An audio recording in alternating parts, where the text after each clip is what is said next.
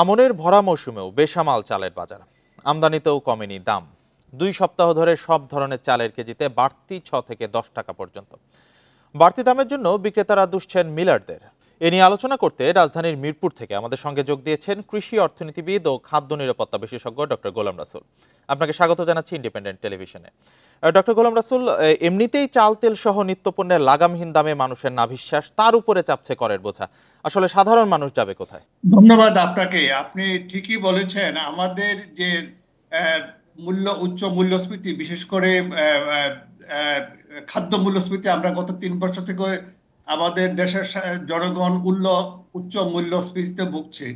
ইতিমধ্যে সরকার এখন যে প্রায় 100টি পণ্যের দাম বাড়িয়ে দিয়েছে, এর মূল্য সংযোজন কর বাড়িয়ে দিয়েছে।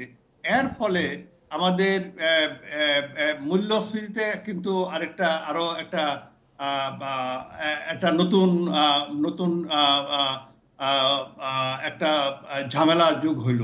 কারণ আমরা যেই পণ্যগুলো কে সরকার মূল্য সংযোজন বাড়িয়েছে, যদিও এগুলো অধিকাংশই সরাসরি খাদ্য মূল্যস্ফীতির সাথে জড়িত না, রেস্টুরেন্ট ছাড়া।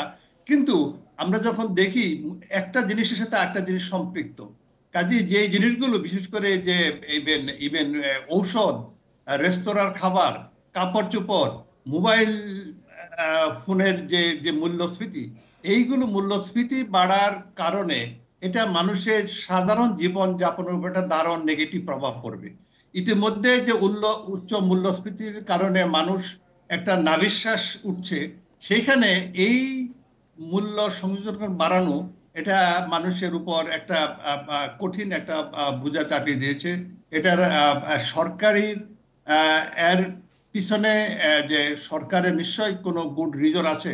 কিন্তু আমরা যখন দেখি যে মূল্য সংযোজন কর কিন্তু একটা পরোক্ষ কর, এবং এটা সাধারণ মানুষকে বেশি আঘাত করে। কারণ এটা কিন্তু ইকুয়াল সবার জন্য, ধনী দরিদ্র সবার কি একই হারে কর দিতে হয় একটি জিনিস কনজিউম করার জন্য।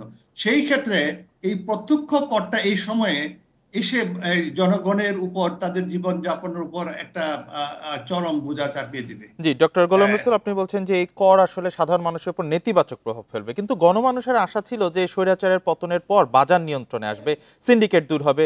সে আশা কি তাহলে ঘুরে বালি?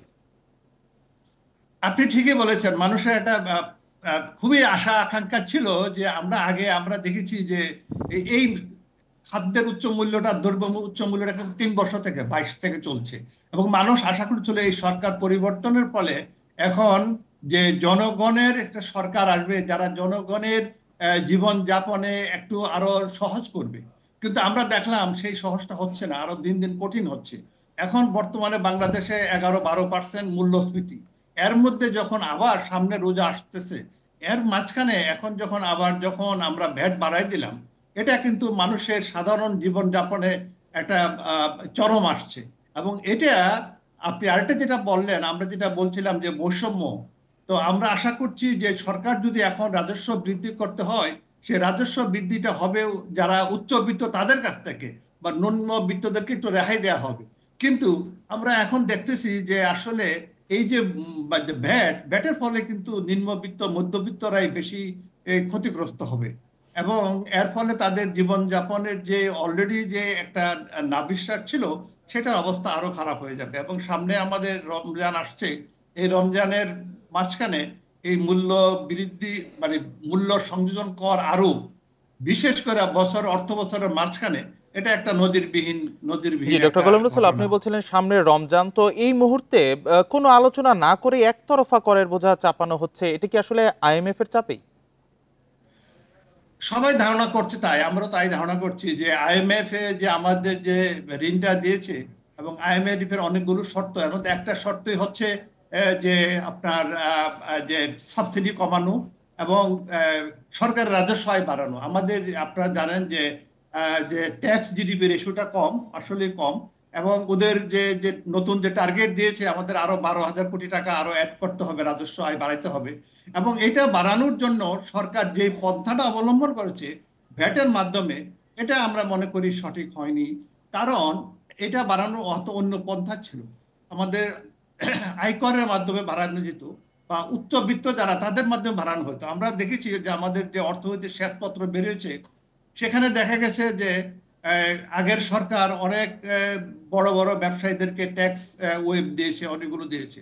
সরকার সেদিকে যায়নি। সরকার আমরা এখনো দেখছি যে আমাদের ট্যাক্স জালটা যে অনেকটা ছোট, এটা বাড়াইতে পারছে না সরকার।